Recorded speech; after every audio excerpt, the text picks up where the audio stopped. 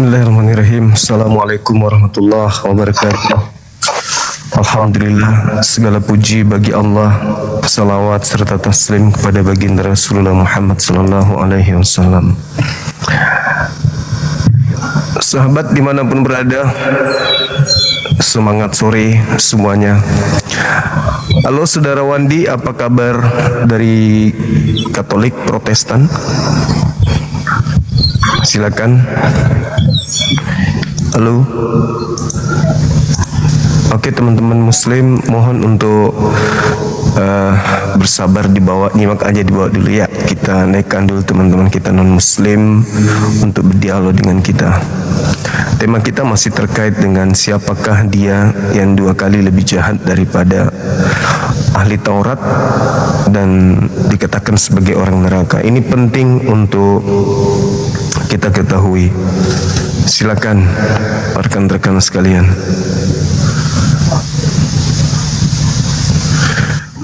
Yang naik jangan emosian ya, jangan emosi, santai, rileks. Halo, semangat sore.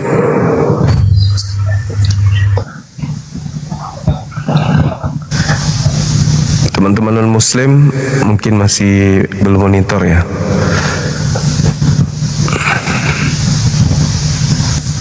Silakan ajukan permintaan. Kita diskusi pelan-pelan.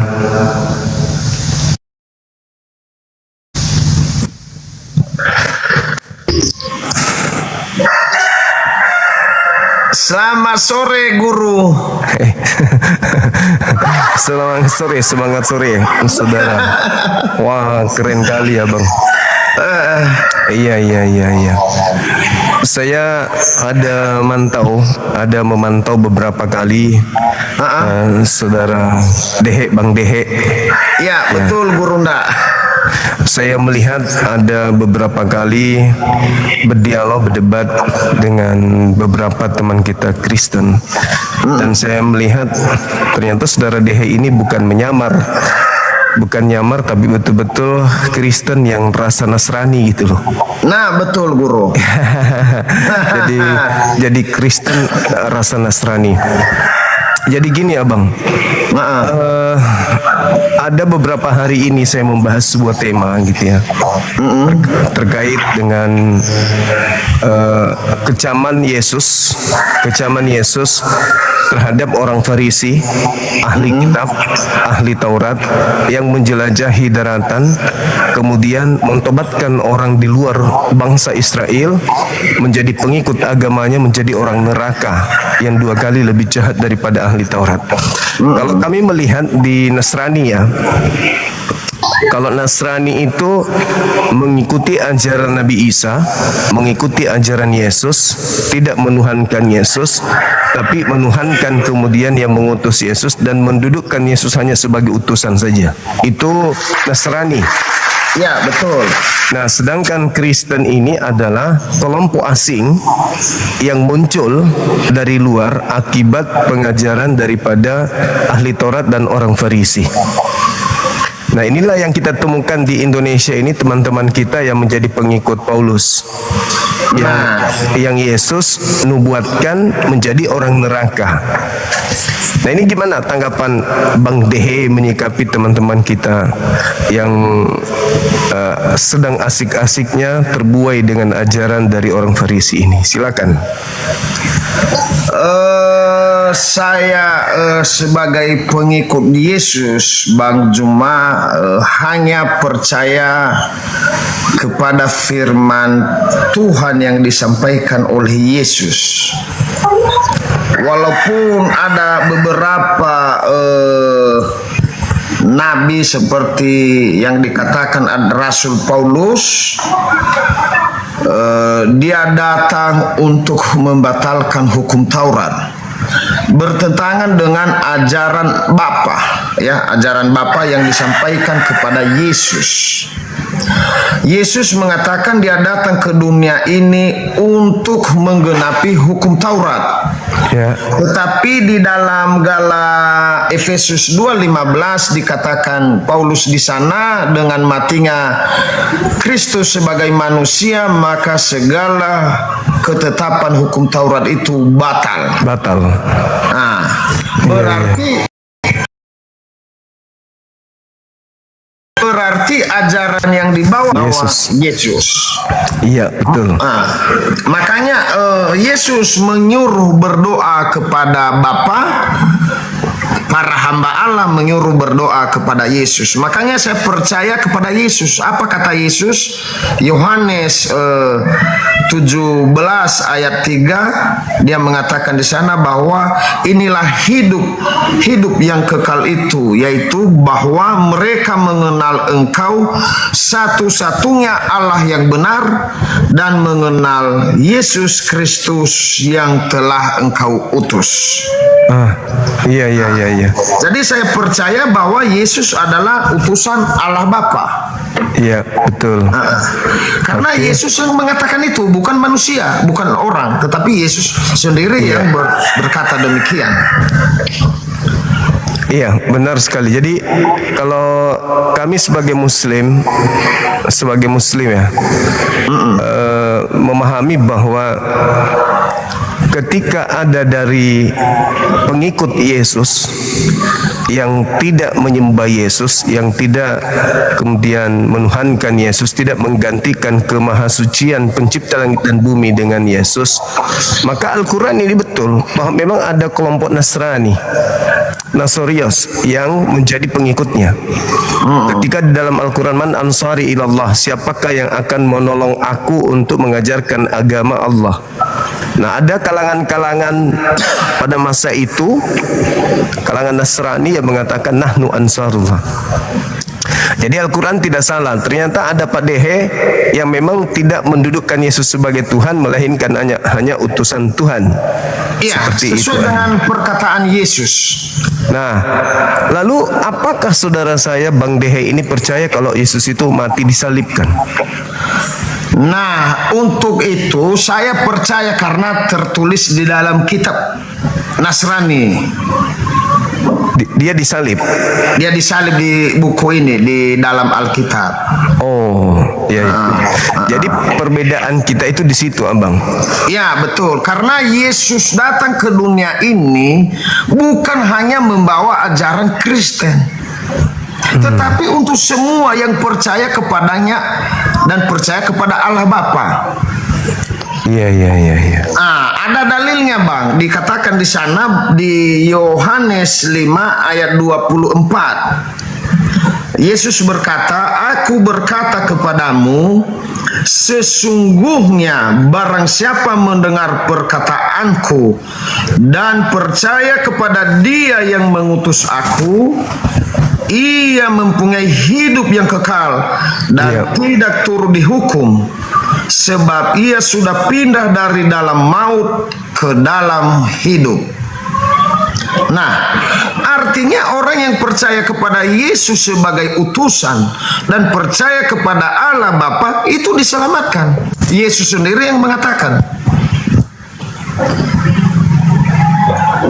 Yesus mengatakannya di Yohanes 5 ini, setiap orang, siapapun yang percaya kepada Yesus tidak dihukum. Dia mendapatkan hidup yang kekal. Iya, kalau percaya, Bang, ya. Iya, siapa yang percaya kepada Yesus, mengaku bahwa Dia adalah utusan, maka dia akan diselamatkan dan tidak mendapatkan hukuman. Bahkan dia mendapatkan hidup yang kekal. Kata Yesus. Yang percaya, Bang. Nah, kaitannya dengan salib, muncul pertanyaan. Yang menyalib Yesus ini orang yang percaya atau orang yang kufur? Nah, di dalam buku yang saya baca ini, yang menyalibkan Yesus ini adalah tentara-tentara Romawi sesuai dengan perintah Pilatus. Berarti salib ini adalah pekerjaan orang-orang yang tidak percaya. Ya, ada di Matius 27. Dikatakan di sana penyaliban Yesus ini adalah rencana manusia. Ya, nah sekarang permasalahannya abangku, apakah manusia berhasil membunuh Yesus? Di dalam tulisan Matius ini nanti berhasil. Berarti ketika Yesus mengatakan bahwa tidak ada seorang pun yang dapat mengambil nyawaku, itu gagal berarti.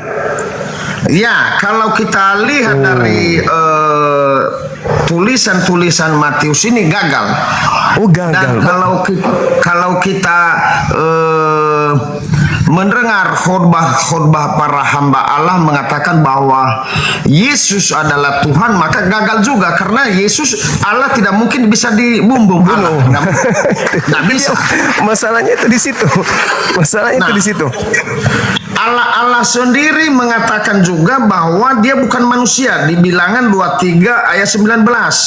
Iya. Ya, Allah di sana berfirman, Allah bukanlah manusia sehingga ia berdusta. Bukan anak manusia, masakan ia berfirman dan tidak melakukan, atau berbicara dan tidak menepatinya. Itu sudah jelas, Bang, sudah jelas. Iya, itu dia. Yesus mengatakan di Yohanes 10 nomor 18 dengan tegas, dia mengatakan bahwa tidak ada seorang pun yang bisa mengambil nyawaku atau yang bisa membunuh aku. Itu kata Yesus, seperti itu adanya. Ya, nah, betul. Apakah kita percaya? Karena dikatakan tadi sama abang nih, barang siapa yang percaya kepada Yesus tidak binasa. Ya. Nah, berarti ketika Yesus mengatakan tidak ada seorang pun yang bisa membunuh aku, apakah abangku percaya? Itu sangat meragukan karena kita harus jujur. Karena di kitab Matius dia disalibkan. Nah, artinya gini, bagaimana kalau ternyata Al-Quran yang benar, abang? Oh, itu puji Tuhan kalau benar. Yang mengatakan bahwa Nabi Isa tidak disalib, yang disalib orang yang diserupakan. Karena Yesus mengatakan tidak akan ada seorang pun yang dapat mengambil nyawaku. Sedangkan kalau saya lihat di 1 Tesalonika 2 nomor 15, lalu orang-orang Yahudi membunuh Yesus. Artinya yang mana yang benar? Yesus dibunuh atau Yesus mengatakan aku tidak akan dibunuh? Yang mana yang benar? Orang Yahudi, ahli Taurat, Paulus yang benar, ataukah Yesus yang benar? Karena yang menghambur-hamburkan informasi tentang Yesus dibunuh itu adalah Paulus. Ya. Kalau Yesus, Bang, kalau Yesus dia hanya mengatakan dan anak manusia akan dibunuh, akan mereka bunuh, dan setelah mereka bunuh, dia, anak manusia ini, dia akan bangkit pada hari ketiga. Dia, bukan aku. Ya, betul. Artinya bahwa ketika saudara saya mengatakan Yesus bukan Tuhan, Yesus hanya utusan Tuhan, hanya ada satu kekurangan, mengakui bahwa Yesus orang benar ini dibunuh sama orang kafir. Itu yang sangat saya sayangkan. Ya, kenapa saya bilang Yesus bukan Tuhan? Yesus sendiri yang berkata, Bang. Di Yohanes 4:24 di situ Yesus mengatakan Allah itu roh. Dan barang siapa menyembah dia harus menyembahnya dalam roh dan kebenaran. Sementara Yesus kelihatan makan, lapar, disunat pula dia malahan. Iya, Bang. Iya, Bang. Tetapi ajaran-ajaran yang disampaikan oleh orang-orang yang percaya kepada Yesus adalah dia adalah Allah itu sendiri. Katanya dua natur, inkarnasi. Tetapi di dalam saya membaca-baca Alkitab ini, saya belum pernah menemukan juga. Iya. Nah, belum tertulis bahwa Yesus itu inkarnasi menjadi manusia. Yesus belum pernah menyampaikan itu. Iya, betul. Makanya, silakan. makanya kadang-kadang saya membaca ini, beda pemahaman saya dengan para hamba-hamba Allah. Bahkan saya dikatakan sesat. Lalu saya katakan saya tidak sesat karena apa yang kubaca tertulis di dalam Alkitab. Iya, jadi sebenarnya gini abangku, saya katakan tadi Islam dan saudara Dehe, saudara saya ini, pembedanya kita itu karena abangku ini percaya penyaliban. Padahal Yesus mengatakan tidak ada seorang pun yang bisa mengambil nyawaku. Nah, ketika Yesus itu tidak disalib, artinya kita mendudukkan benar-benar Yesus itu adalah sebagai utusan Tuhan yang dijaga derajatnya, dijaga harga dirinya oleh Sang Bapa yang telah mengutus aku. Pertama, aku memuliakan Yesus, aku mengasihi Yesus. Dialah anakku di mana aku berkenan. Bagaimana mungkin Tuhan mengizinkan dia disalibkan, sedangkan penyaliban itu adalah kehendak iblis. Ya, penyaliban itu adalah kehendak orang-orang kafir, orang-orang yang tidak percaya. Sedangkan Yesus mengatakan, iblis saatnya dunia dihakimi, sekarang juga dunia dihakimi, sekarang juga penguasa iblis telah datang, dan sedikit pun penguasa iblis penguasa ini itu sedikit pun tidak berkuasa atas diriku. Artinya ketika iblis berusaha ingin membunuh Yesus, sedikit pun tidak akan berhasil membunuh Yesus. Jadi Yesus itu akan naik terangkat langsung ke langit tanpa mengalami penyaliban.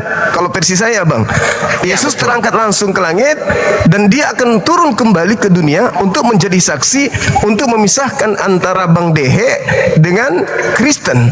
Bang Dehe adalah domba, yang lainnya adalah serigala. Kenapa saya katakan Bang Dehe domba? Iya kan, domba-dombaku mendengarkan suaraku. Nah, Bang Dehe ini mendengarkan suara Yesus. Cuman satu yang Bang Dehe tidak dengar. Di antara seluruh suara Yesus, seluruh firman yang Yesus sampaikan, hanya ada satu. Apa itu? Ketika Yesus mengatakan tidak ada seorang pun yang dapat membunuh aku, Bang Dehe enggak dengar itu.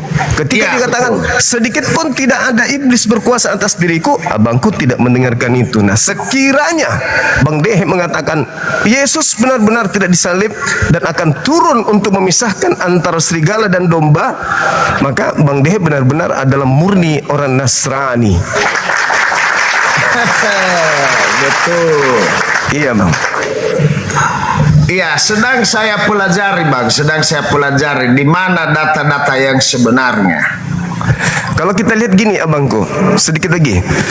Kita lihat di KPR 4 nomor 11, Yesus adalah batu penjuru yang dibuang oleh tukang-tukang bangunan. Itu satu. Lalu kemudian Yesus berkata nih, di dalam Lukas 4:24 nomor 44.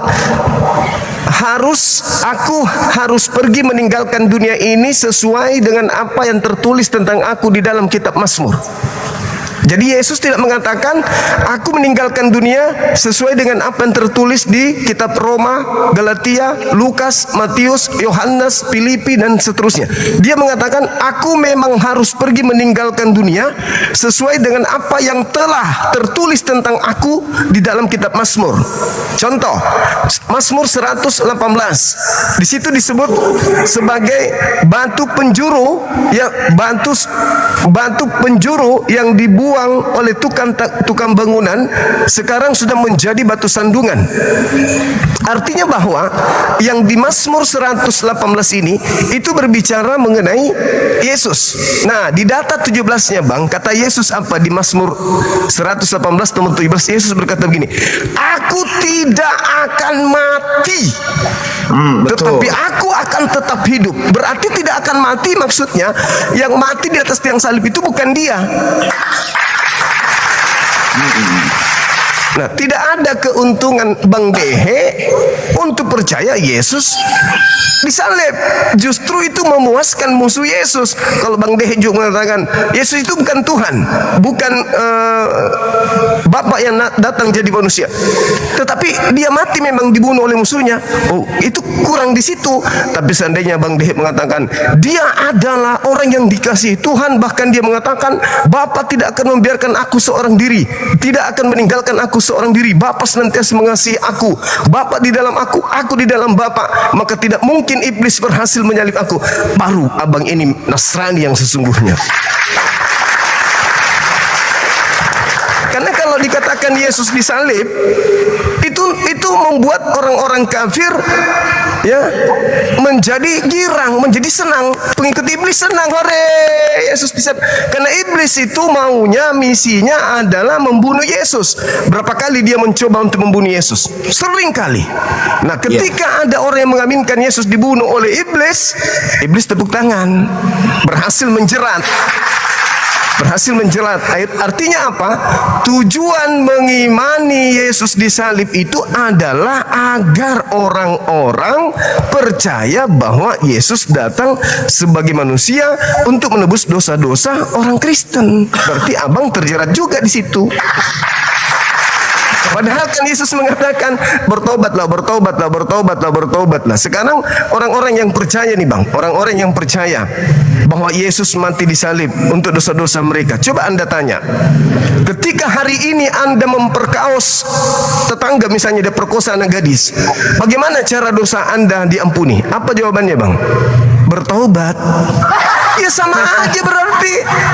Ujung-ujungnya bertobat juga. Berarti tidak ada penyaliban Yesus untuk nebus dosa. Kalau mau tebus dosa, mau menghapuskan dosa, solusinya cuma satu. Apa itu? Bertaubat.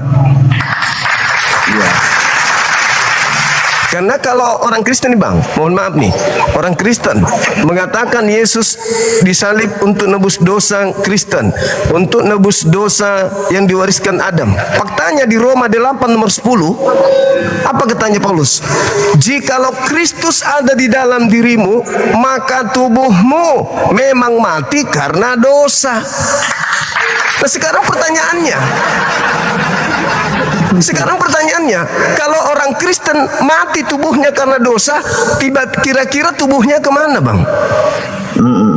Kalau mati karena dosa, tubuh kemana? Ke surga apa ke neraka? Ke neraka kan bang? Iya. Ke neraka. Jadi buat apa Yesus mati disalib? Kalau ternyata tubuhnya ke neraka juga. Roma 8:10, jika Kristus ada di dalam dirimu, tubuhmu memang mati karena dosa. Lah, tubuh mati karena dosa ya ke neraka. Iya. Betul. Berarti mereka ke neraka juga nya. Mending jangan mengimani Yesus mati disalib, tapi percaya Yesus utusan Tuhan. Tiga, hidup kekal, sungguh-sungguh mengenal dia sebagai utusan Tuhan. Surga tempat tinggalnya. Betul. Itu abangku. Silakan. Iya, saya masih belum mendapatkan data-data yang pasti abang mengenai penyaliban Yesus itu, karena kalau di dalam Alkitab dia di sana dijelaskan bahwa meninggal karena dibunuh di dalam Alkitab. Iya. Meninggal karena dibunuh. Dia disalibkan. Iya. Masya Allah. Jadi gini bang, kalau kita mengolah data, ternyata yang disalib ini mengaku kalau bukan dia ini bukan Yesus. Abangku boleh buka, kita kaji sedikit di Lukas 22, buka satu perikop, satu bab. Di situ kita konsen di Lukas 22. Yang pertama bang, di Lukas 22 itu di data nomor 4344. Di situ diterangkan bahwa Yesus berdoa kepada Bapa. Doa Yesus, ya kan ya. Bapa, sekiranya mungkin biarlah cawan ini berlalu daripadaku. Di 4344. Tetapi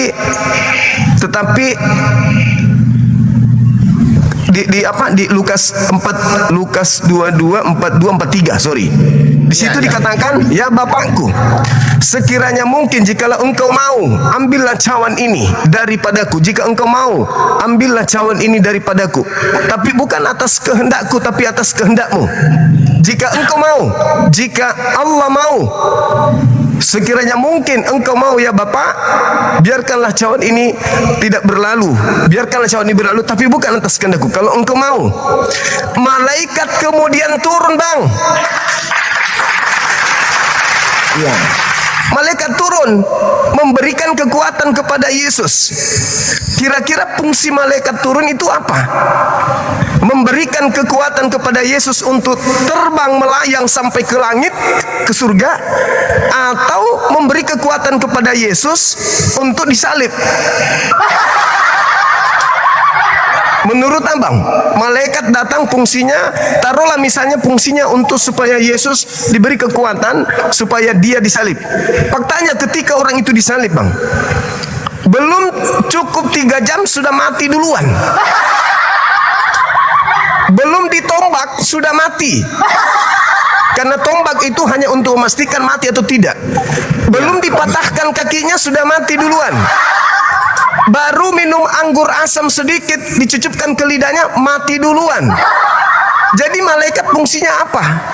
Sedangkan yang bukan Tuhan, hanya manusia biasa, disalib paling cepat mati 5 hari. Itu pun sudah dipatahkan kakinya. Lah ini tidak diapa-apain, cuman digantung doang. Belum 3 jam mati, Bang, mati. Jadi fungsi malaikat itu apa? Sebenarnya ketika Yesus mengatakan, ya Bapa, jikalau engkau mau, biarlah cawan ini berlalu daripadaku, tapi bukan atas kehendakku, tapi atas kehendakmu. Maka Tuhan menjawab, aku mau meloloskan kamu dari cawan ini. Maka aku mengutus malaikatku. Untuk apa? Karena Yesus manusia biasa, dia harus dipenuhi mujizat supaya dia bisa melakukan hal-hal yang sifatnya mujizat. Maka apa yang terjadi? Malaikat datang memberikan kekuatan. Itu persiapan untuk sampai ke alam lain, yaitu ke atas langit, untuk terangkat. Kenapa demikian? Karena ketika dia datang untuk memberikan kekuatan supaya dia disalib, nggak mungkin. Baru digantung sebentar mati. Nah, kita lanjut. Ketika di data nomor 53, dikatakan begini, ketika datang orang-orang, Lukas 22 masih berlanjut ceritanya. Lukas 22, ketika datang orang-orang ingin menangkapnya, apa kata Yesus? Sang kamu aku ini penyamun, maka kamu datang untuk menangkap aku dengan pedang dan pentungan.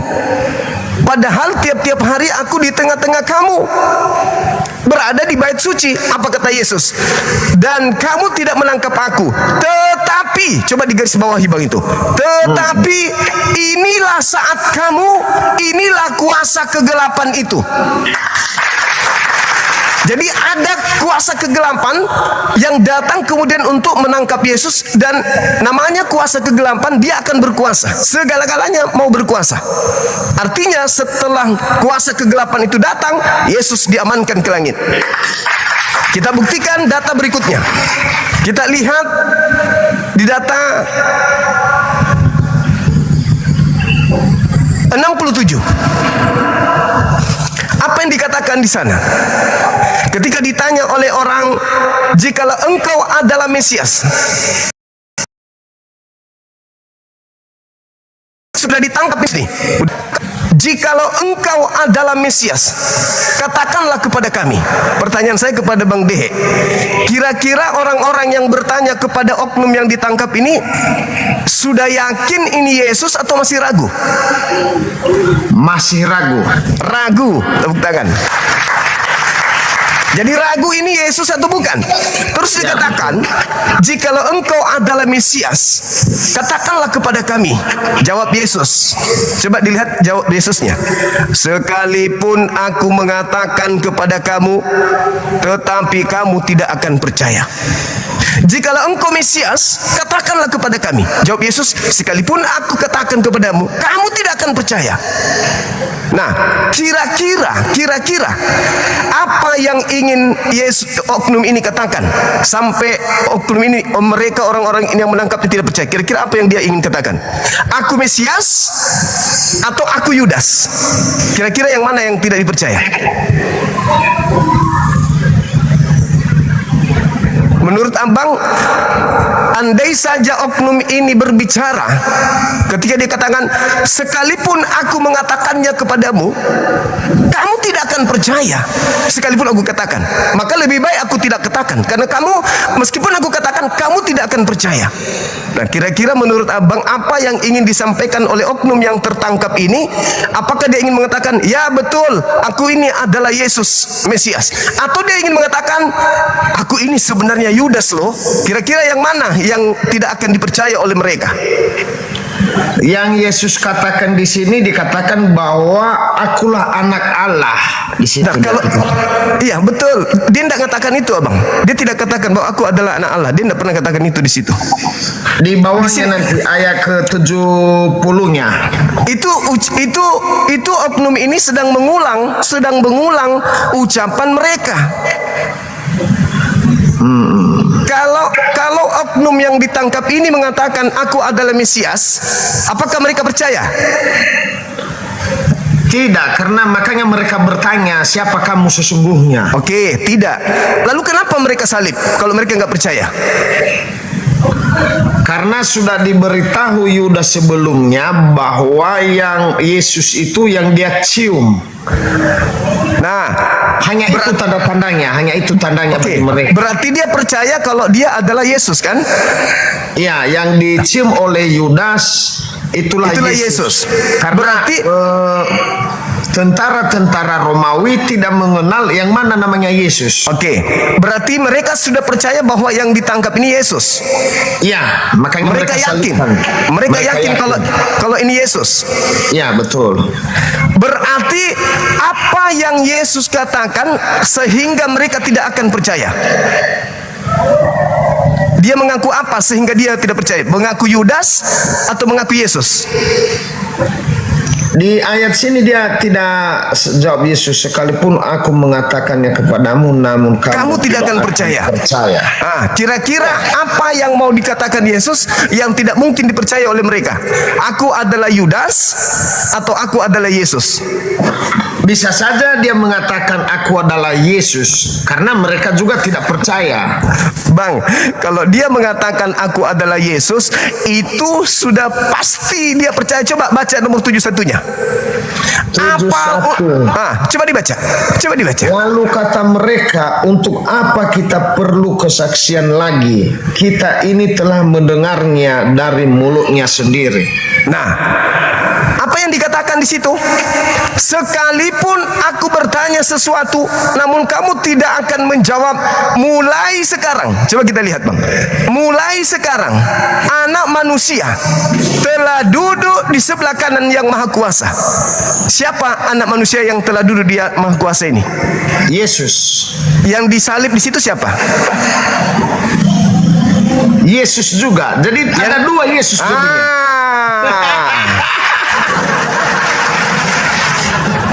Iya, ada dua Yesus. Makanya abangku, sebenarnya ketika dia mengatakan sekalipun aku mengatakannya kepada kamu, namun kamu tidak akan percaya bahwa sebenarnya aku ini adalah Yudas. Pasti akan mengatakan, tidak mungkin kamu Yudas, sebab Yudas sudah kau yang dicium sama Yudas. Tidak mungkin kamu Yudas. Enggak, aku ini adalah Yudas loh. Tidak, kau pasti Yesus. Aku Yudas. Tetapi mereka tetap akan ngotot bahwa itu adalah Yesus, meskipun aku berkata aku Yudas. Padahal aku sudah bilang, mulai sekarang Yesus sudah duduk di atas loh. Aku ini Yudas. Iya, di ayat 69 Yesus mengatakan mulai sekarang Anak Manusia sudah duduk di sebelah kanan Allah yang Maha Kuasa. Siapa Jadi itu? sudah terangkat ke surga. Nah, berarti yang disalib ini siapa? Di dalam Alkitab dikatakan Yesus, tetapi Yesus mengatakan dia sudah terangkat ke surga. Ada dua Yesus.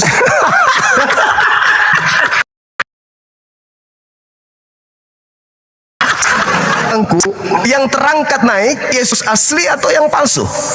Kalau dari kita lihat dari perkataan ini, Yesuslah yang terangkat, karena Yesus sendiri yang berbicara. Berarti Berarti yang disalib ini siapa? Bisa saja orang lain. Subhanallah. Makanya di Markus 16 abang, Markus 16 nomor 12 dikatakan apa? Lalu Yesus menampakkan diri kepada kedua muridnya dalam rupa yang lain. Sudah bukan Yesus ini bukan Yesus. Yang disalib dan yang disembah oleh saudara Kristen itu berdasarkan data ini bukan Yesus. Masa, apakah engkau Mesias? Apakah engkau Mesias? Mulai sekarang Mesias sudah duduk di atas. Loh, Iya. Berarti aku ini bukan Mesias. Itulah datanya. Kan abangku minta, mana datanya Yesus tidak disalib? Nah, inilah datanya. Ini Ya, datanya. betul.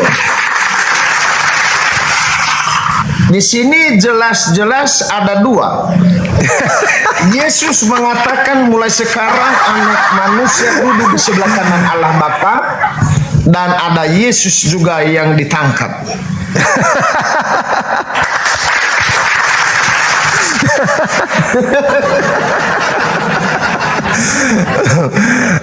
Nah, kita mundur ke belakang, tragedi penangkapan. Kita lihat di tragedi penangkapan, Bang. Di tragedi penangkapan itu, Yesus mengawalinya di Lukas 21 nomor 8. Waspadalah kepada penyesat yang datang kepadamu memakai namaku dan berkata, akulah dia. Akulah dia.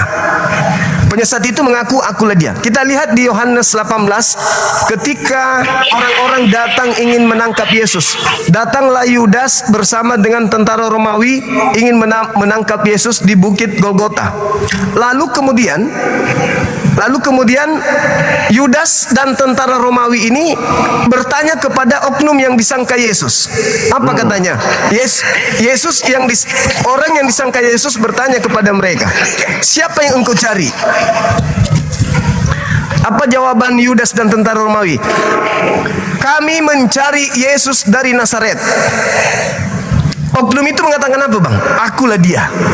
Iya, Iya kan? iya betul. Nah, seandainya itu adalah Yesus, maka ketika dia bertanya, siapa yang engkau cari? Maka Yudas dan tentara Romawi akan berkata, engkau yang aku cari, engkau. Tapi malah mereka mengatakan, kami mencari Yesus dari Nazaret. Berarti mereka tidak mengenal oknum tersebut. Tidak. Mereka tidak mengenal Yesus. Tidak mengenal. Oke, tidak mengenal. Nah, sekarang kita masuk ke Markus 14 nomor 50, nomor 51, 52. Ketika penangkapan, Bang, semua nomor 50-nya, semua murid Yesus lari meninggalkan Yesus. Betul?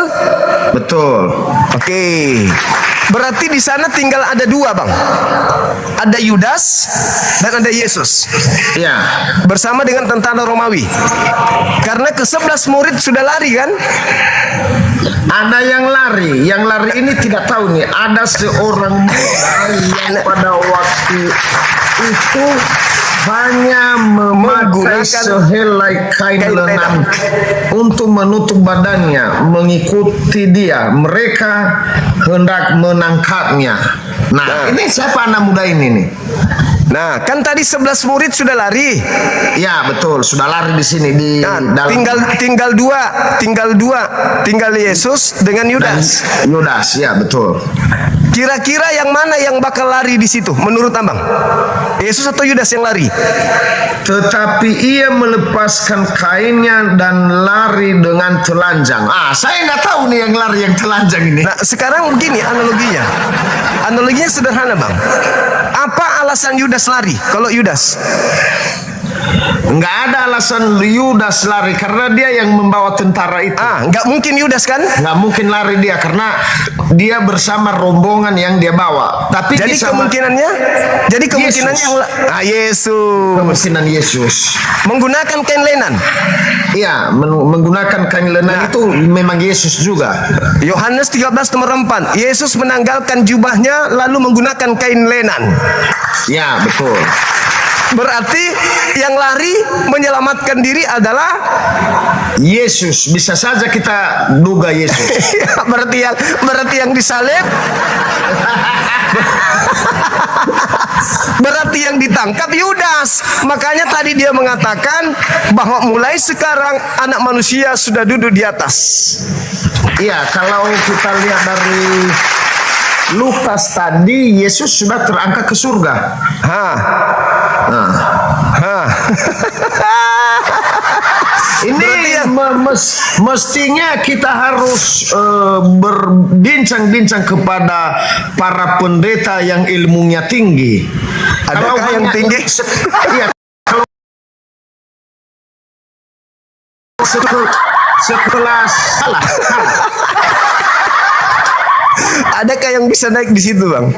Dari Kobalaba? Nggak ada pendeta yang naik sekarang, Bang. Udah pada mencari semua saya bikin.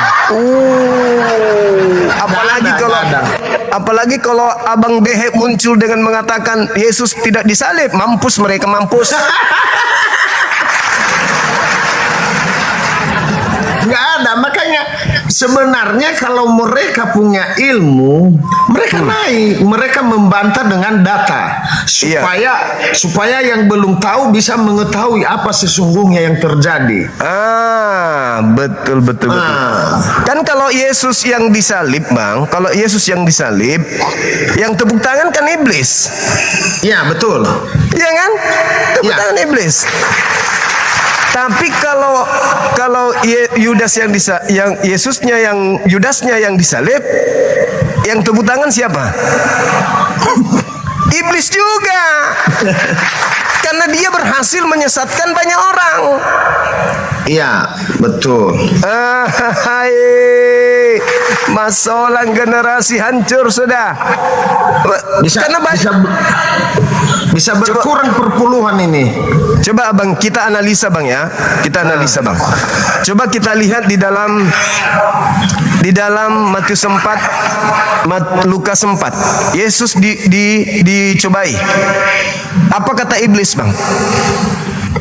Segala kemegahan dunia dan kerajaannya akan kuberikan kepadamu, Yesus. Ya. Bila engkau menyembah aku, sebab aku iblis berkuasa memberikan kepada siapapun yang aku kehendaki. Betul? Tertulis begitu? Betul. Betul. Di data nomor 13-nya dikatakan, setelah iblis mencoba Yesus, iblis mundur karena tidak berhasil. Iya. Lalu keterangannya di situ, lalu menunggu waktu yang tepat. Nah, waktu yang tepat itu kapan? Pada saat orang-orang berkongko-kongko ingin membunuh Yesus yang asli, Yesus diselamatkan oleh Bapa, yang menggantikannya inilah yang dimanfaatkan oleh sibilisisis. Apa buktinya? Apa buktinya, Bang? Coba lihat ketika dia keluar dari kubur. Makhluk itu, apa katanya? Kepadaku telah diberi kuasa baik di angkasa raya, langit, surga maupun di bumi. Betul? Betul. Tadi yang menjanjikan kuasa itu siapa, Bang? Allah Bapa. Bukan. Yang menjanjikan kepada Yesus tadi siapa? Oh, itu iblis tadinya. Iblis. Kalau Yesus, Yohanes 5:30, aku tidak dapat berbuat apa-apa dari diriku sendiri. Tapi iblis mengatakan, jikalau engkau menyembah aku, Yesus, segala kuasa langit dan bumi akan aku berikan kepadamu. Yesus menolak. Yesus mundur, menunggu waktu yang tepat. Nah, pengganti daripada Yesus diberi kuasa. Makanya begitu keluar dari kubur, apa katanya? Kepadaku telah diberi kuasa baik di surga maupun di langit. Pergilah ke seluruh dunia, jadikanlah seluruh bangsa menjadi pengikutku. Jadi yang mereka ikuti selama ini hanya mereka yang bisa jawab, karena Yesus tidak pernah mengajarkan ibadah minggu, menyembah dirinya di hari Minggu. Bapa Elohim tidak pernah mengajarkan juga Bani Israel untuk ibadah minggu. Iya. Itulah yang terjadi hari ini. Begitu, saudaraku. Mantap penginjilannya, lebih mantap daripada seorang pendeta.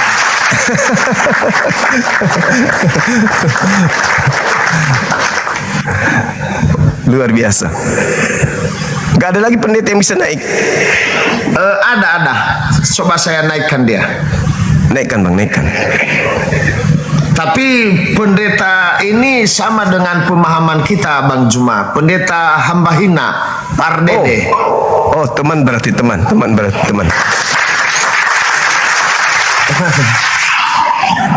Bentar lagi. Tambah umur tambah rusak paru-paru. Ya, selamat sore Pak Pendeta. Turun dia. Cari yang ini bang, yang kayak Esra Soru. Tidak mau dia ya. Iya, kita coba yang ini Bang. Bisa mengerti nggak dia ini?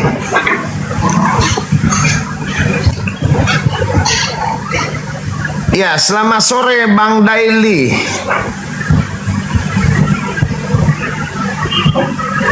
Oh, pada takut Bang, nggak ada yang berani. Ada Om R nih, Om R, silakan Om R, mana ada punya tanggapan, silakan dari Burunda Juma ini. Ya, makasih Pak Pendeta Dehe. Ya, kalau saya melihat ada banyak perbedaan ya, dan saya rasa sudah cukup jelas apa dituliskan dalam 4 mati, begitu. Dan yang sebenar-benarnya mati adalah Yesus. Dan kita tahu bersama penulis Injil itu bukanlah orang yang dibenci teman-teman kita, yaitu Paulus, tetapi penulis Injil itu beda orangnya. Jadi sudah sangat jelas untuk kita pegang 4 Injil itu sangat berkualitas dan sangat-sangat tidak ada keraguan gitu dalam penulisan 4 Injil itu. Jadi dalam kematian Yesus itu kalau dibilang tadi macam itu ada keinginan dari orang atau iblis begitu. Itu memang karena iblis keinginannya membunuh, tetapi kehendak Allah itu jadi berbeda kehendak dan keinginan. Kehendak itu daripada Allah, tapi keinginan itu daripada iblis. Begitu. Jadi walaupun kelihatan sama kedua kata ini, tetapi berbeda ya. Jadi kehendak Allah itu bahwa Yesus lahir untuk menyelamatkan kita, dan kematian Yesus itu memang esensinya atau pada dasarnya iblis itu adalah membunuh. Jadi memang itu sudah tugasnya untuk begitu ya. Jadi keinginan manusia atau tentara Romawi dan keinginan iblis membunuh. Tetapi kehendak Allah itu terlebih dulu. Kehendak Allah itu memang harus tergenapi untuk suatu karya. Silakan, cuma itu. Ya, selamat sore Pak Pendeta hamba hina.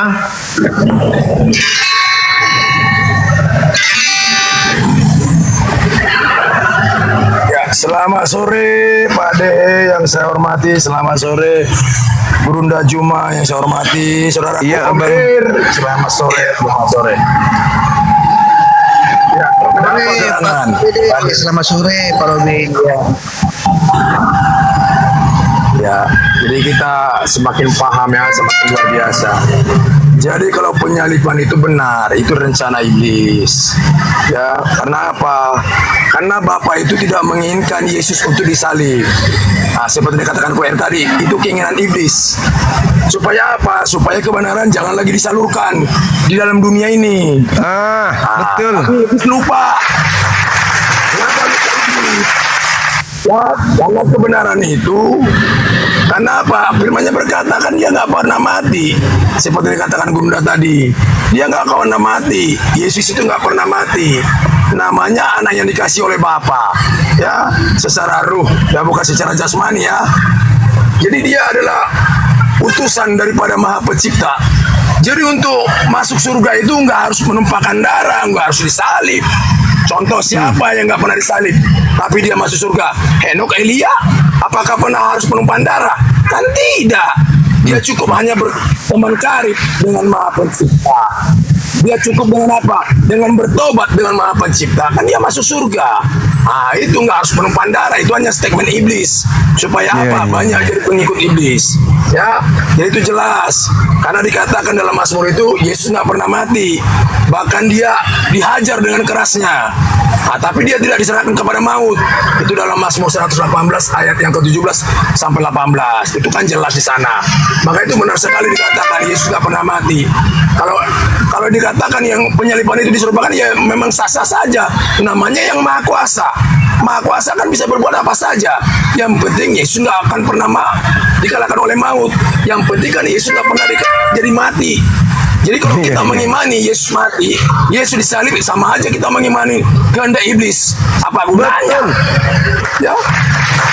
Jadi yang menjadi kehendak iblis. Tapi imanilah kehendak apa yang menjadi kehendak daripada Bapa itu. Karena dikatakan, aku tidak akan pernah berubah dulu, sekarang, sampai selama-lamanya. Jadi kalau kita katakan dia mati, berarti berubah dong. Kan begitu saudara. Jadi ini yang perlu kita jabarkan. Benar Pak Gurunda Jumaha. Jadi banyak saudara-saudara saya.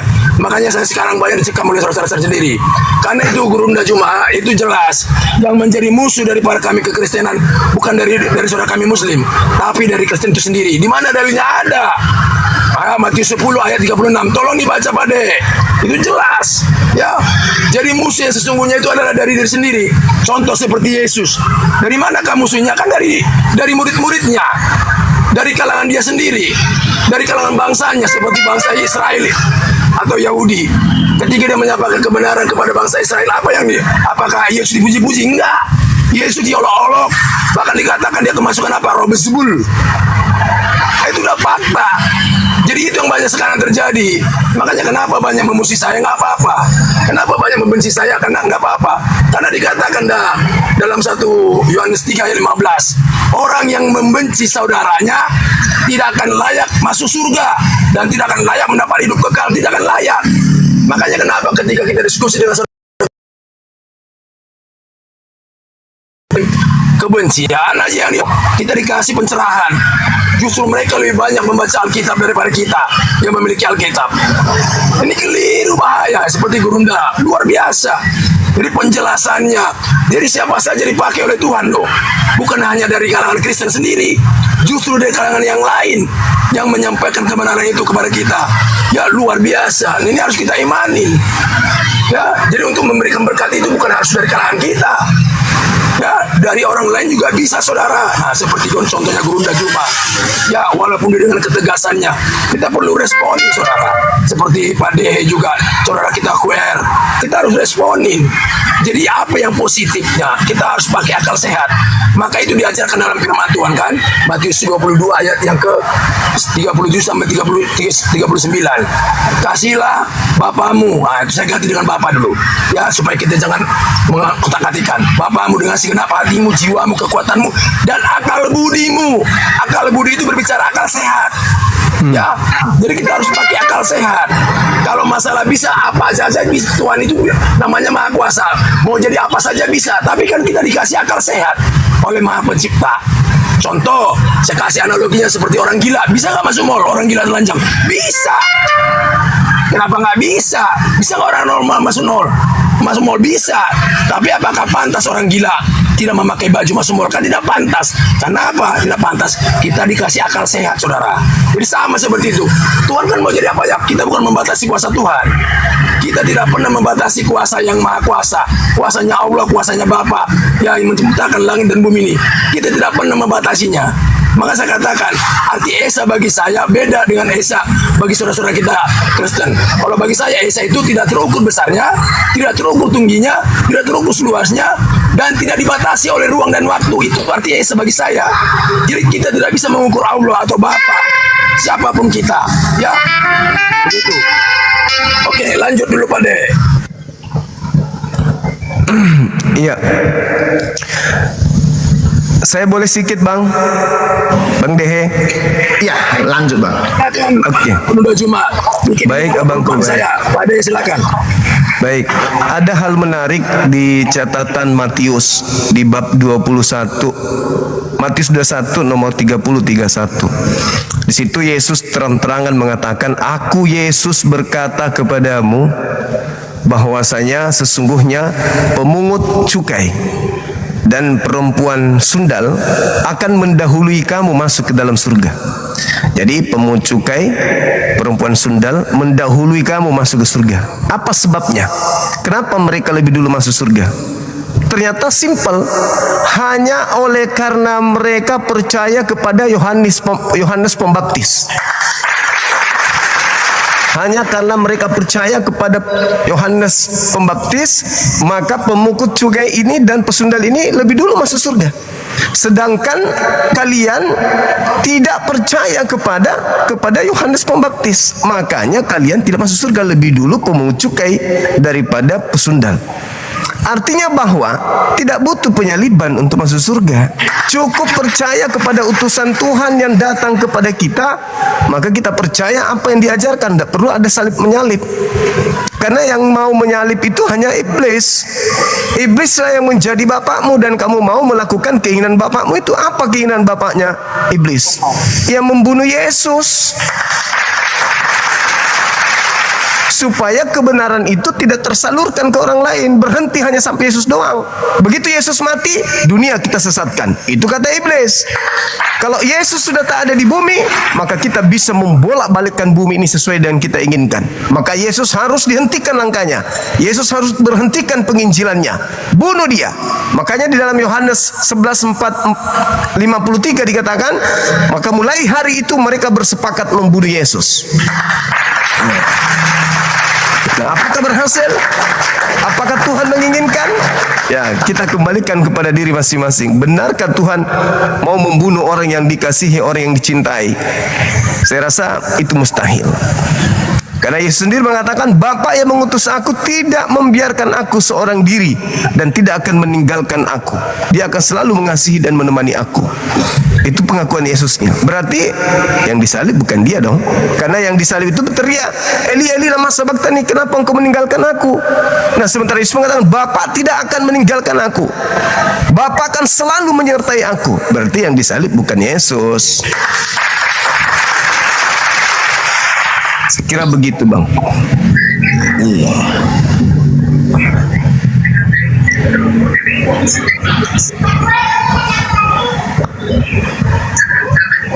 Oke, Bang Dehe, saya kembali ke peraduan, Bang. Ya. Kembali ke markas. Siap. Terima kasih sudah Terima kasih. mampir. Sama-sama. Semoga sehat selalu. Bang Abang Suma, juga. Bang Suma ya sudah bisa.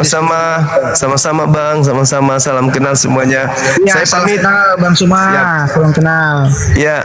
Ya, Bang. Oke, semangat sore. Mari. Sore, Ya. sore.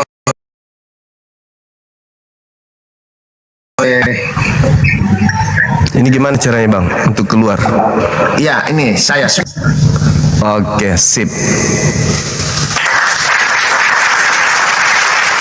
Oke, sedikit kita pansos tadi di Bang Dehe, teman-teman. Gak apa-apa toh, kita pansos sama teman kita sekali-sekali dong, gak masalah pun. Ya toh, iya dong, gak apa-apa dong, gak masalah.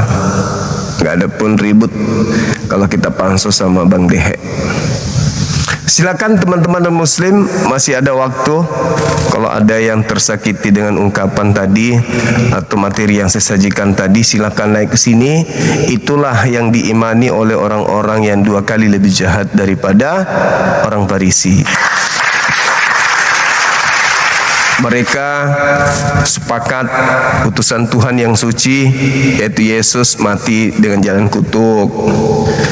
Mereka percaya yang mati dengan kutuk itu adalah Tuhan itu sendiri. Nah, itu dia. Makanya kalau ada yang keberatan dengan pernyataan itu, silakan mari kita luruskan. Semangat sore. Selamat sore. Dari Katolik. Dari Kristen Gemim, Pak. Oh, siap, silakan buka kameranya. Oh, belum bisa buka kamera ya. Iya, Pak.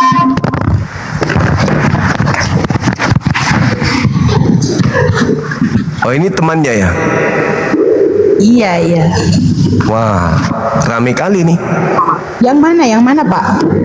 Ini yang barusan. Oh, Iya. enggak, bukan. Beda lagi. Iya, beda. Oh iya.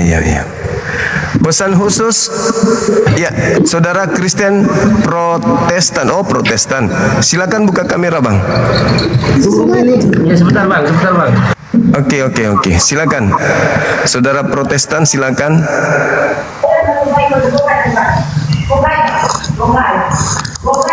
Kita sementara ini kami layani yang buka kamera ya, Bu ya. Boleh ya? Iya, nggak apa-apa, Pak. Monggo. Ya, makasih Ibu. Salam kenal. Nanti kalau udah bisa buka kamera, silakan ajukan permintaan ke kami. Silakan. Kristen Protestan, silakan Bang. Halo. Buka kameranya Bang. Halo. Cek. Buka kamera silakan.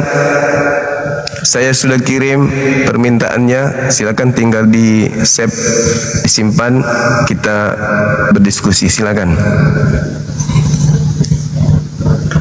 Bang.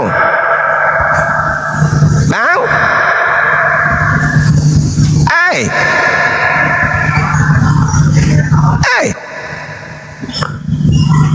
Halo Bang.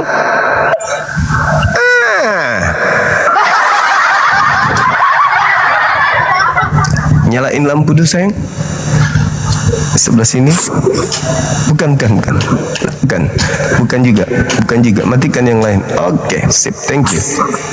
Halo, Sorong Asri. Wah ini. Halo. Maaf bang, maaf. Ada yang seorang dari bawah. Maaf. Siap, makasih Abang Asri. Thank you Bang Asri. Salam kenal Bang, sehat selalu. Bupati, halo.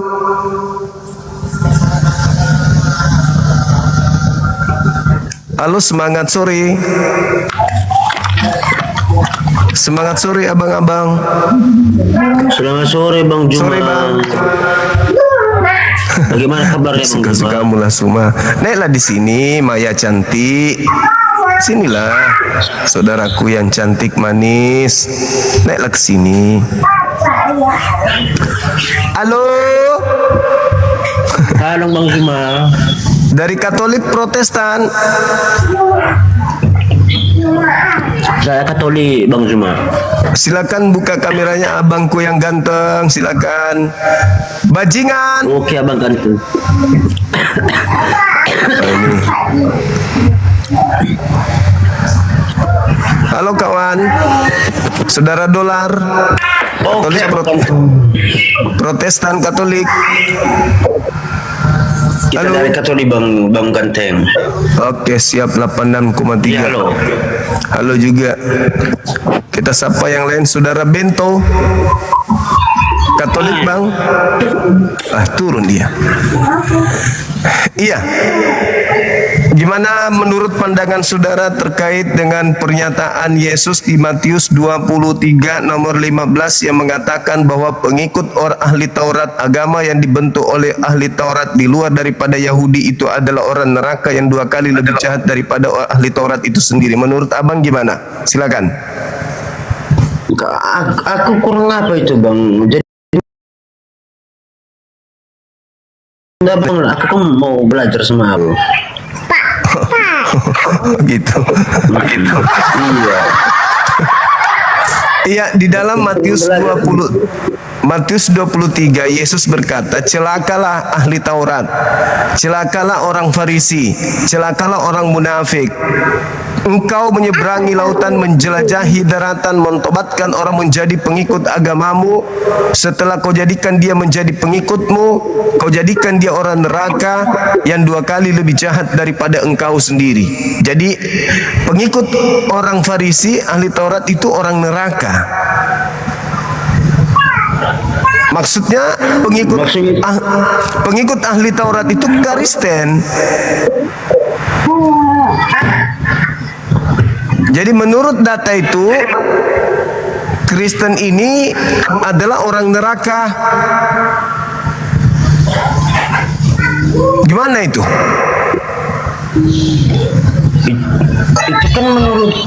Itu kan menurut pemahaman kita kira saja kan bang, atau bagaimana lah, atau Kan pengikut orang ahli Taurat, pengikut ahli Taurat kan cuman Kristen abangku. Islam enggak, Buddha enggak, Hindu enggak. ya jelas. Jadi saudara Bento jualannya jangan di sini abangku, jualannya jangan di sini. Berarti kan saudara sudah sadar bahwa agama Anda adalah agama yang sudah menjadi penggenapan nubuat.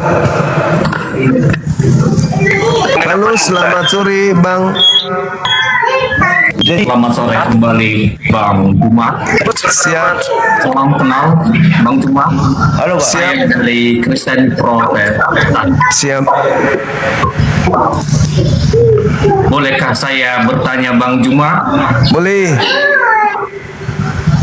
Siap, dengan segala hormat Bang Juma. Bukan berarti Siap. kalau saya sudah bertanya Bang Juma yang benar atau aku yang salah, atau aku yang benar Bang Juma yang salah, tidak. Kita Oke. saling mengingatkan, bukan saling mengalahkan. Jadi pertanyaan saya, kenapa ada judul 2 kali lebih jahat dari Farisi? Apa dasarnya? Suaranya Bisa hilang Bang. muncul bahasa. Suara. Siap Bang Juma? Siap. Suara abang hilang. Siap Bang Juma? Di mana? Iya. Boleh diulang?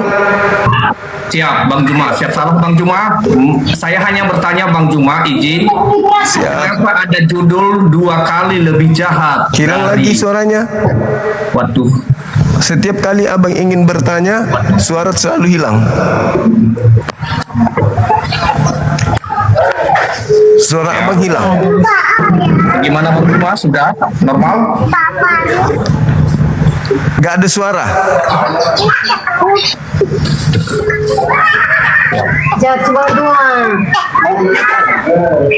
Berarti saya ya? Kok bisa? Tunggu.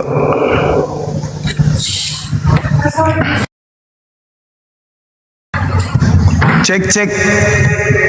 Coba Bang. Siap. Ada Bang Juma? Suara Bang Juma jelas? Loh, kok saya nggak ada? Kok sama saya nggak ada?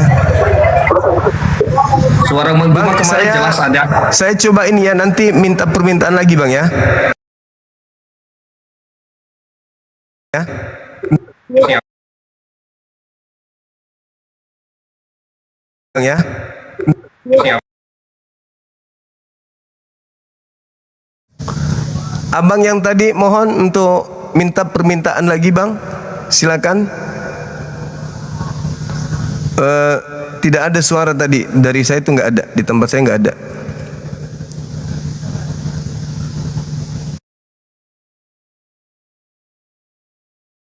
Abang yang tadi silakan. Ada suara. Ada suaranya di situ bang. Ada, tadi sempat nggak ada. Oh iya ya. Ya, sorry Bang, jaringan saya. Silakan. Siap Bang Juma. Selamat Silakan. sore Bang Juma. Salam Sore, dengan Bang, segala sore. hormat Bang Juma. Oke. Bolehkah saya bertanya, izin Boleh. Bang Juma?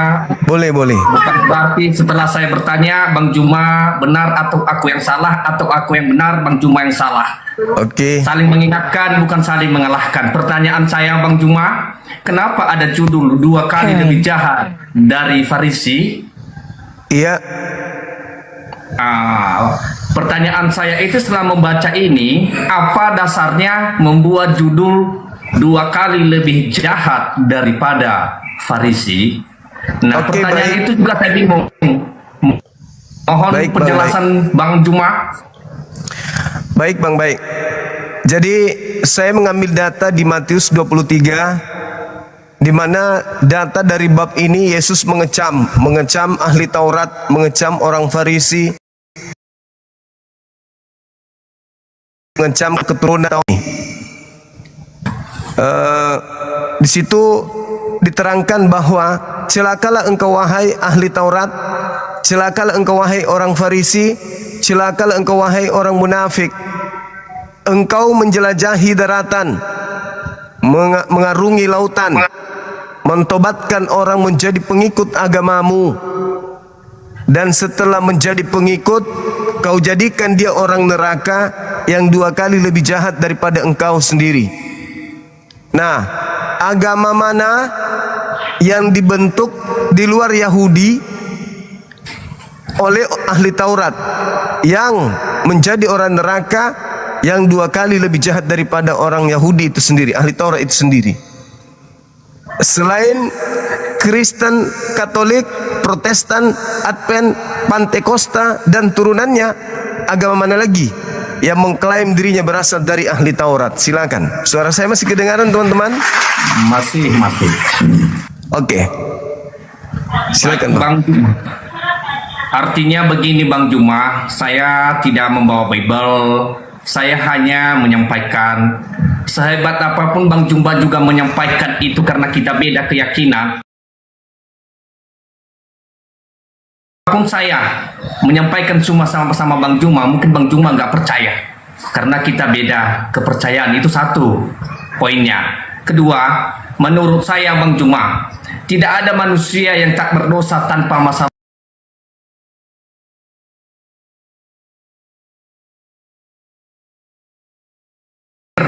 Mereka tidak perlu lagi datang ke gereja, mereka tidak perlu lagi untuk mengimani dengan keyakinan mereka. Jadi saya hanya bertanya tadi Bang Juma, kenapa ada judulnya 2 kali lebih jahat? Mohon izin Bang Juma, saya memang orang banyak dosa.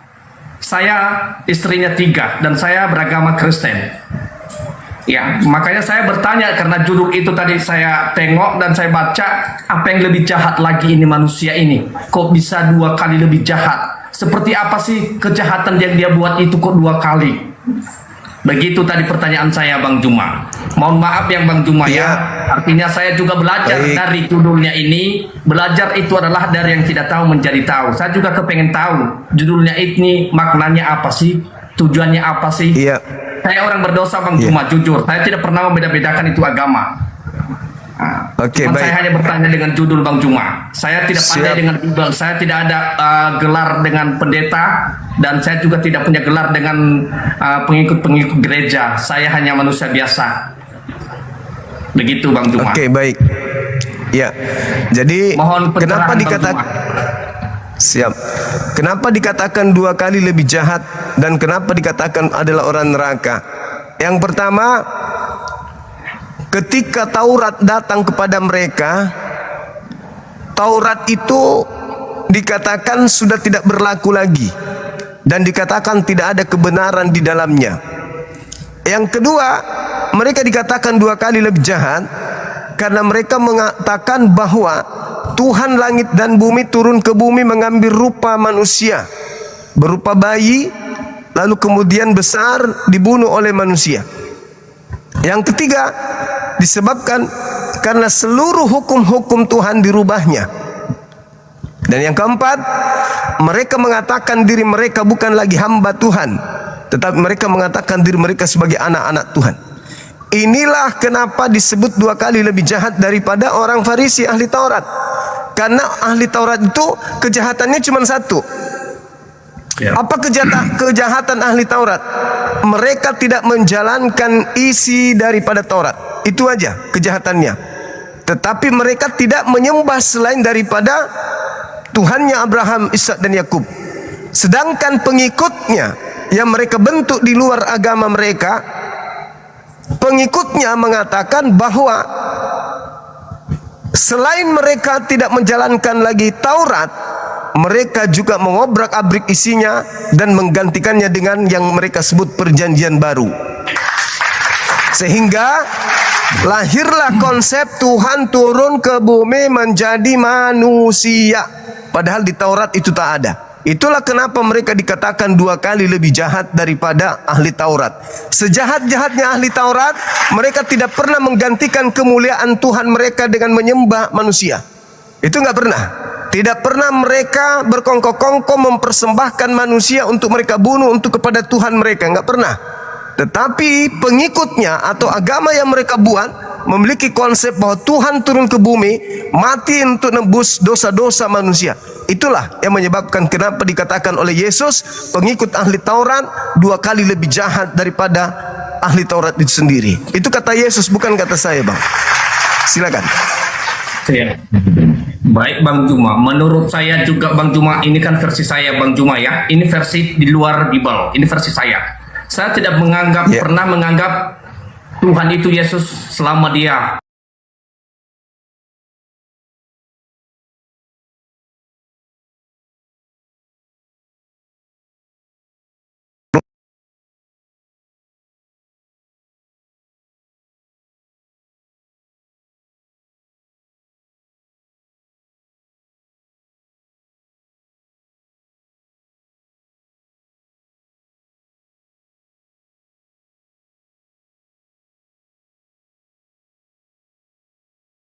gereja yang ada di sana atau di Yahudi sana Pak Juma. Makanya tadi saya bertanya, memang tadi sudah saya sampaikan Bang Juma, saya orang ingin belajar dari yang tidak tahu menjadi tahu. Saya juga selalu bertanya kepada yang tua, bernasihat kepada yang muda. Kenapa saya bisa begitu? Saya juga sadar kalau saya memang orang banyak dosa. Tapi kenapa ada yang lebih banyak dosa lagi 2 kali lebih jahat? Kan itunya pertanyaan saya Bang Juma. Setelah saya dapat penjelasan sama Bang Juma, ya mungkin itu kan penjelasan versi dari Bang Juma. Dan ini mungkin versi saya menerima penjelasan dari Bang Juma dengan senang hati. Supaya saya juga tidak penasaran dengan judul yang sudah dikasih oleh Bang Juma di atas. Terima kasih banyak Bang Juma atas saran dan petunjuk yang Bang Juma berikan kepada saya. Baik. Nah, salah satu akibatnya kenapa kemudian mereka disebut 2 kali lebih jahat, seperti yang barusan Abang terangkan tentang konsep iman Abang. Nanti dia Tuhan setelah dia terangkat ke langit. Artinya bahwa Tuhan itu pernah menjadi bukan Tuhan. Sedangkan yang disebut Tuhan itu kekal, tidak pernah berhenti menjadi Tuhan. Nah, kalau Anda mengatakan ketika Yesus di bumi dia bukan Tuhan, berarti dia berhenti jadi Tuhan. Nanti terangkat baru Tuhan lagi. Itulah kenapa disebut 2 kali lebih jahat. Karena orang Yahudi tidak pernah memiliki konsep begitu. Tuhan berhenti jadi Tuhan. Tuhan turun ke bumi berhenti, stop jadi Tuhan. Selama berpuluh tahun tidak jadi Tuhan. Nanti terangkat lagi ke atas baru jadi Tuhan lagi. Itu tidak dianut oleh orang Yahudi. Maka dia cuma 1 kali kejahatannya saja, yaitu tidak menjalankan hukum yang telah datang kepada mereka. Tetapi mereka tidak pernah merubah Tuhan turun ke bumi menjadi bukan Tuhan. Nah, pengikutnya, agama yang dibuat oleh mereka mengajarkan bahwa Tuhan pernah turun ke bumi menjadi natur manusia dan natur Tuhan. Natur bukan manusia dan natur Tuhan. Bukan manusia, bukan Tuhan dan adalah manusia. 100% manusia, 100% Tuhan. Seutuhnya manusia, seutuhnya Tuhan. Itulah konsep yang 2 kali lebih jahat daripada ahli Taurat. Nah, itulah yang abang anut hari ini. Yang Baik, abang Bang. jelaskan tadi itu adalah separuh dari Kristen, bahkan hampir seluruhnya memiliki konsep seperti itu. Kenapa Yesus mati? Karena itu sisi kemanusiaannya. Tetapi kan dia bangkit menjadi Tuhan lagi. Itulah yang disebut 2 kali lebih jahat. Siap Bang Juma. Saya paham Bang Juma. Dengan penjelasan dari Bang Juma, saya juga minta terima kasih banyak. Hanya saja saya menyampaikan demikian Bang Juma. Sehebat apapun juga Bang Juma menyampaikan dengan versi dari agama Islam ke agama Kristen, aku yakin bahasanya tidak 100% juga akan mengerti dengan agama Kristen dengan penjelasan versi dari agama Islam. Dan seperti itu juga sebaliknya. Sehebat apapun agama Kristen menjelaskan dengan agama Islam, aku yakin juga tidak akan percaya dengan 90% aja pun susah. Maka dalam hal ini Bang Juma, saya mohon maaf berbuat salah sifat manusia, memberi maaf sifat yang mulia.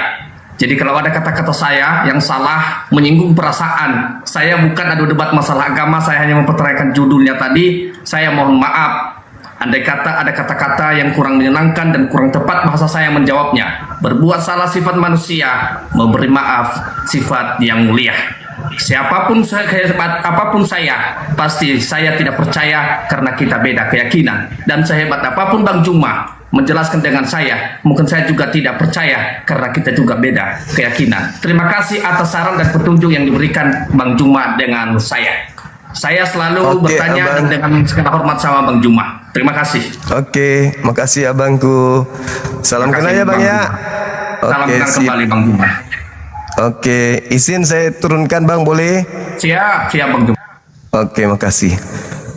Jadi abang ini luar biasa. Saya salut, saya aplaus dulu kepada abang. Waktu kemarin itu saya di mana di Malang. Saya masuk di salah satu tempat wisata. Di situ saya ketemu monyet. Monyetnya lucu, malah dikasih pakai baju gitu, kasih pakai baju terus ada tali-talinya kan. Sempat aku mainin. Terus saya setengah mati menjelaskan, "Nyet, ini donat. Enak daripada elu makan jagung basi." Apa kata monyetnya? "Meskipun Bang Suma menjelaskan donat itu enak, tapi karena saya adalah monyet, saya tidak akan percaya. Saya lebih percaya kepada apa yang kuyakini." Ini dedak lebih enak, kata monyet itu. Aku jelaskan, habis itu kasih apel lagi. "Ini mau nggak?" Langsung diambilnya. Aku kasih lagi, kemudian dia tolak lagi. Ternyata si monyet ini hanya bisa menerima jika nyaman dirinya. Jadi yang tidak nyaman, enggak, aku enggak yakin ini enak. Dikasih ayam yang masih berasa, masih panas, hangat lagi, aku kasih lagi nasi, enggak mau dimakannya. Katanya, "Apapun yang abang sampaikan kepada aku enggak akan percaya. Apa yang aku yakini itulah yang benar." Itulah yang benar, kata si monyet. Maka saya yang salah, karena saya telah memberikan sesuatu kepada monyet. Makanya Yesus mengatakan apa kepada muridnya? "Jangan kau berikan mutiara, jangan kau berikan barang kudus kepada karena dia akan hanya memijatnya." Jadi Anda boleh mengatakan saya salah, saya benar, tapi tetap saja Anda tidak akan terima. Anda akan tetap ngotot pada pendirian saudara. Saya hargai. Tetapi ingat, akal yang ada pada Anda dengan akal yang ada pada saya itu sama. Gak ada bedanya. Cuman ada yang berfungsi, ada yang tidak berfungsi. Anda mengatakan agama Anda benar, saya pun mengatakan agama saya benar. Lalu bagaimana menentukan kebenaran hakiki? Kebenaran yang sesungguhnya? Akal. Nih, ini yang menentukan nih, akal. Akal yang menentukan kebenaran yang sesungguhnya. Bukan keyakinan kita, tapi akal. Orang boleh yakin ini adalah motor. Boleh. Boleh yakin ini motor. Silakan Anda yakin ini motor. Saya yakin itu motor Bang Suma. Silakan Anda yakin ini pisang, ini durian, silakan. Tetapi secara akal ini adalah HP. Ini bukan durian, ini bukan pisang. Tapi kalau Anda ingin meyakini pisang, silakan aja. Ada gangguan berarti pada diri Anda. Jadi kebenaran itu adalah benar. Kebenaran namanya kebenaran pasti benar. Tidak bisa akal-akalan. Tidak boleh kemudian hanya berlandaskan keyakinan, kepercayaan tanpa ditelaah oleh logisme, tanpa ditelaah oleh akal sehat. Jadi kalau orang Kristen mengatakan kamilah agama Kristen yang benar, Islam juga mengatakan kamilah agama Islam yang paling benar. Apa cara mengujinya? Karena tidak mungkin dua-duanya benar. Pasti ada yang salah satunya salah. Lalu apa cara mengujinya? Akal. Coba menurut akal, bisa tidak Tuhan mati dibunuh manusia? Menurut akal, ya nggak bisa. Bisa nggak manusia menurut akal melahirkan Tuhan? Ya nggak mungkin. Bisa nggak manusia seutuhnya, tetapi di waktu yang sama dia juga seutuhnya Tuhan? Ya nggak mungkin. Tapi kalau itu diimani, diyakini, dipercayai doang, ya bisa. Gitu saudara-saudaraku. Karena di sini sudah azan, udah maghrib, saatnya kita tutup dulu. Insya Allah habis Isya kita jumpa lagi teman-teman sekalian. Abang Christian ada yang ingin disampaikan? Oh, nggak ada lagi Bang kalau gitu, kalau memang mau dirungkat. Iya. Ada mungkin yang mau disampaikan dulu sebelum kita tutup? Ya nggak ada juga sesuai dengan pertanyaan tadi abang yang baru turun tadi ya. Kenapa bisa ada tulisan abang 2 kali lebih jahat dari Farisi? Itu Jadi kata cuma itu Yesus. aja tadi pertanyaannya. Kata Yesus itu Bang, bukan kata saya. Ap- Dan sedul abang itu yang saya pertanyakan. Iya. 2 kali lebih jahat dari Farisi, itu dalilnya ada di Matius 23 nomor 15. Agama yang dibangun Matius 20. Ya, 23 nomor 15. Jadi bunyinya di situ orang-orang Farisi Ya, mentobatkan orang di luar Yahudi menjadi pengikut agamanya, menjadi orang neraka yang 2 kali lebih jahat daripada mereka. Jadi yang ditobatkan orang-orang Farisi ini cuma tentang apa bang cuma? Itu kan saya Menjadi pengikutnya, intinya menjadi orang neraka. menjadi orang neraka, Iya, bukan menjadi orang baik. bukan menjadi orang neraka. Dalilnya begitu. Satu-satunya agama yang dibuat oleh ahli Taurat di luar Yahudi, ya agama Kristen. Oke? Itu perkataan siapa itu bang cuma? Kalau Hindu bukan orang Yahudi yang bikin, bukan ahli Taurat. Buddha bukan ahli Taurat, Islam bukan ahli Taurat. Bukan. Satu-satunya adalah Kristen aja yang dibuat oleh ahli Taurat. Berarti Kristen yang iya. Pasti itu Bang, itu nggak diragukan lagi. Oke, Tapi sejauh- saya rasa oh ya udah kalau gitulah bang, kalau mungkin siap. Nanti kita lanjut lagi habis Isa, boleh ikut naik lagi ya. Oke. Oke teman-teman semuanya. Maghrib dulu, terima kasih saudara. Jumpa sebentar habis Isa, nanti jumpa lagi kita. Makasih udah hadir di sini dan buka kamera. Satu kemajuan meskipun saudara belum memberikan pernyataan yang berbobot, tapi paling tidak Anda lebih berani daripada yang lain. Gitu. Terima kasih sudah hadir. Teman-teman juga saya ucapkan banyak terima kasih yang sudah bergabung di sini. Sebentar habis Isya kita kumpul lagi ya. Mudah-mudahan saya cepat sampai di tempat karena saya mau ke tempat suatu tempat. Karena pekerjaan di sana masih ada yang harus dituntaskan, kita harus sampai di sana. Nah, kalau udah sampai mungkin jam 8 kita langsung live. Ya teman-teman. Saya juga lagi sementara dengar kabar ini terkait adanya seorang murtadin yang meninggal dunia katanya.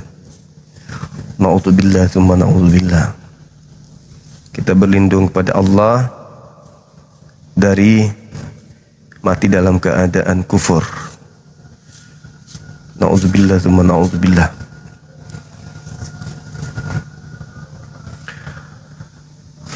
Siapa itu Bang?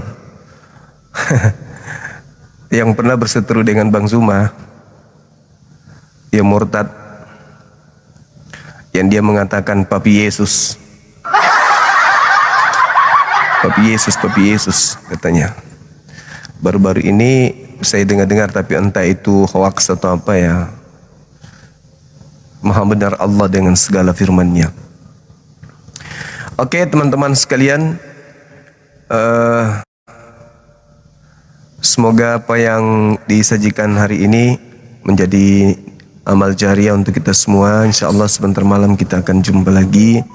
Maafkan jika ada kata-kata yang kurang berkenan.